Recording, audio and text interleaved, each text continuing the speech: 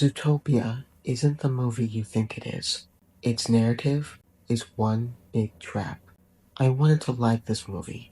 I really did. On the surface, it's a masterclass in world building, a story of a bunny who could, overcoming a big world.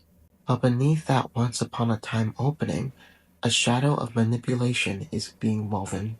We are being led into a false sense of security, conditioned to accept a specific vocabulary as an insensitive term, that term being biology. And again, you feel secure when you hear the other terms and phrases being used here, but only at first. Take the term small-minded. When a young Judy uses it to shut down a bully for trying to box her in, we're led to believe it's a triumph. But the movie only plants that word to use it against her later, unjustly comparing Judy to her own bully.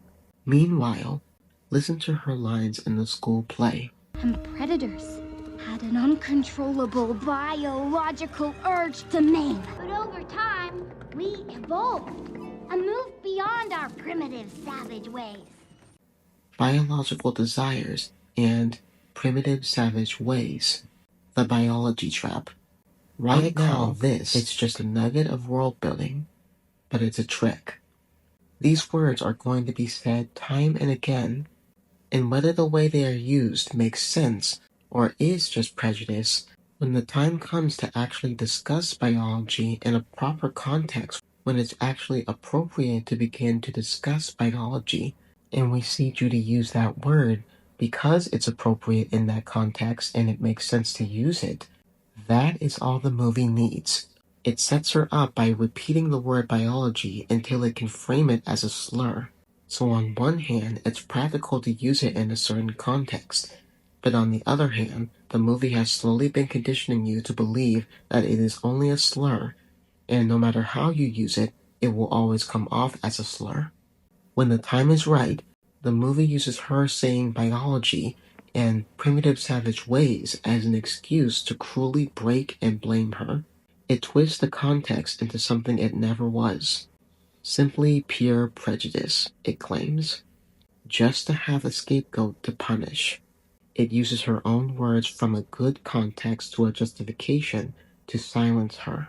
The first movie isn't as caring or empowering as it wants you to think. Its goal was always to mind game its lead.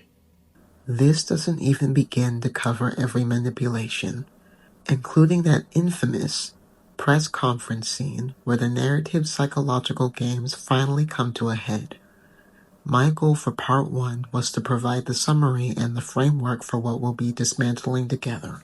We're going to be breaking down every manipulation I've discovered, one piece at a time. It's staggering how much Judy is abused, blamed, and ultimately abandoned by her own story. Because this is such a dense, twisted roller coaster, I'll be releasing the full series through these serialized shorts. Each part will be concise, but packed with information, unfolding the full story as we go. Between those releases, I'll be sharing my broader thoughts on the film's overall storytelling and even honesty, and why I've come to prefer the second movie's approach. You won't want to miss a single chapter. As a Patreon, you'll get early access to every part of the series. Thank you so much for your support. Join me, and let's continue to unpack the truth, right here on Shadows in Tea.